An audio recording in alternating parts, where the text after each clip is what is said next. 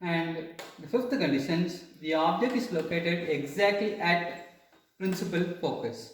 So here also I am going to use two different rays. One is parallel to the principal axis and second ray which is passing through center of curvature. Here also I used the concave mirror. So the light rays, the first ray which falls on this a point and reflected back to the principal axis, and it goes as like that. And the second ray which is passing through center of curvature, therefore there is no deviation in that line. After it hit on this point of the concave mirror, again it will reflected back to the same line only. So here only, so the image will be produced here at infinity distance. That means it produces parallel beams. That's why this ray diagram is mainly applied in by using searching light and torchlight. And sixth condition, we have the object is located exactly between principal focus and pole. So here I have placed the object. Here also I am going to use two different ray diagrams. One ray diagram which is falls obliquely to the pole of the concave mirror, and the second ray diagram passing through center of curvature. And this is a peculiar case to form the image. Why? In the sense, see, this is an image which falls on pole and after that it will be reflected back, and both the angle of incidency and angle of reflection both are equal. And here also the second ray diagram which is passing through center of curvature, right? Now we have to note down very carefully. If you are retracing this ray to the right side of the mirror, so it will be goes like that. Similarly, this second ray diagram is extended or this point, then we will get the image that is virtual and enlarged case.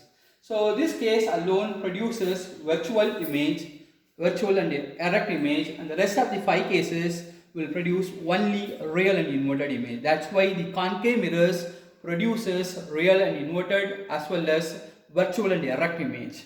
So this virtual image is highly enlarged. Similarly, we can go for convex mirror. That convex mirror produces only virtual image, but the size will be diminished in size. Therefore, we can conclude, if you want to produce a virtual image as enlarged, we should use concave mirror. If you want to produce virtual image but in diminished size, we should go for or we should use convex mirror. Similarly, we can go for convex mirror. Convex mirror is also called diverging mirror.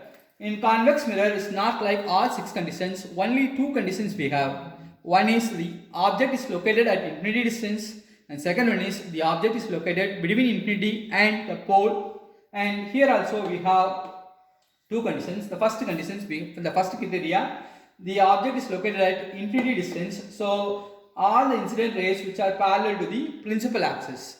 Okay, so here the incident ray falls on convex mirror, after that it will be reflected back. Okay, and note down here I mentioned a dotted line which is falls on at the principal focus. In convex mirror, the principal focus and center of curvature all are lying in the right side of the convex mirror, not in left hand side. But in concave mirror, this principal focus and center of curvature all are lying in front of the mirror or left side of the mirror, we can say. So this dotted line is indicating appears to meet. They are not actually meeting. They are appears to meet at the principal focus. Therefore, it produces virtual image as in point size. And similarly, the second case, the object is located between infinity and pole. So here I placed an object. So here also I am going to use 2 different ray diagrams. One is parallel to the principal axis. If you passing parallel to the principal axis, and it should be reflected back as like that. And the second ray diagram I have passed through the center of curvature, right? So again, if you retrace this ray diagram, what will happen in the sense, see this dotted line and this dotted line is joined here. They are connecting, they are meet at this point in front of the principal focus. Here you can notify very clearly the image is formed in front of the principal focus, not exactly on the principal focus. So here also we are getting a virtual image and diminished in size. That's why I very clearly said concave mirror produces virtual image but in enlarged size, but convex mirror produces virtual image only but they are in diminished size. And coming back to Cartesian sign convention, it is very easy to understand, don't mug up anything. Let you all know about graph sheet, right? We have positive y-axis, we have negative y-axis, and here we have negative x-axis and we have positive x-axis. And be clear, the object is always lying in the left side, even for mirror as well as lens. So the object is always located in the left side of the in that graph sheet. If it is left side in the sense, definitely the object distance should be in terms of negative value, not in positive value.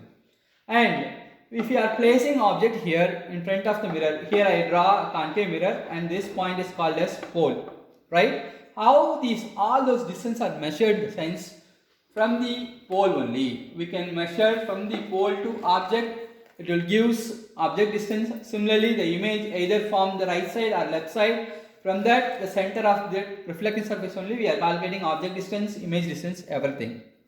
Right. Suppose if the image is formed in the left side, assume that we have first 5 conditions which are formed real and inverted, that all the images will form the left side in front of the mirror only. Similarly, we will have the real and inverted image. If it is real and inverted image in the sense, it will be like that. So whatever the height of the image, where it's lying in, it's lying in minus y-axis. Definitely the real image will have negative values. And the last case in concave mirror, we will have virtual image. That virtual image is formed in the upright, right? So where it is lying, the perpendicular distance, that is positive y-axis.